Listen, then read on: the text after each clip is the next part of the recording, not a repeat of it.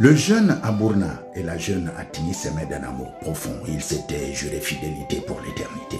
Ils s'aimaient au point d'avoir signé un pacte qui stipulait que si par un jour de malheur l'un des deux venait à traverser malencontreusement le fleuve mythique de la vie, il devrait revenir chercher le survivant du côté des vivants pour l'emporter vers le royaume des morts, afin qu'ils puissent y vivre pleinement leur amour de l'autre côté et pour l'éternité. Seulement voilà.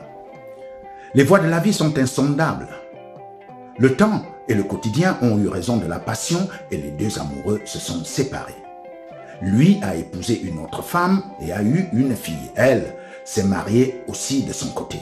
Mais tous les deux vivent dans la même ville.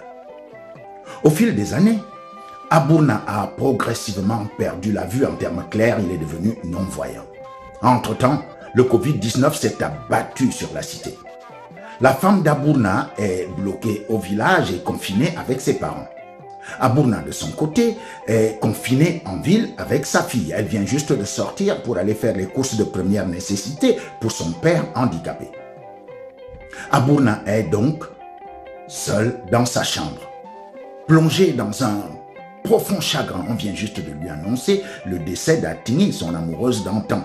On parle d'un coronavirus virulent.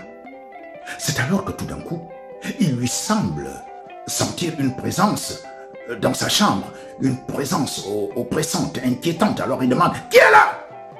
Là, il entend distinctement la voix d'Atini qui lui dit « C'est moi mon chéri, c'est moi Atini, je suis venu te chercher comme convenu. » Abourna se met à hurler. Cherchez qui? Cherchez qui? Au secours, je ne veux pas mourir. Atine, comment se fait-il que tu sois décédé chez toi de coronavirus et que tu viennes parler dans ma chambre ici?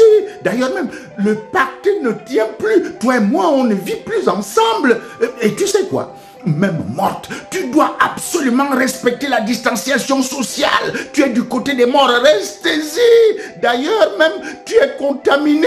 Éloigne-toi de moi, au secours. À qui? Abourna tombe dans les pommes. Sa fille se précipite pour le réanimer au mépris de tous les gestes barrières. La réalité, c'est qu'elle était au courant de l'amour de jeunesse de son père et pour dédramatiser un peu le confinement, elle voulait juste lui faire une petite blague, mais une blague de très mauvais goût.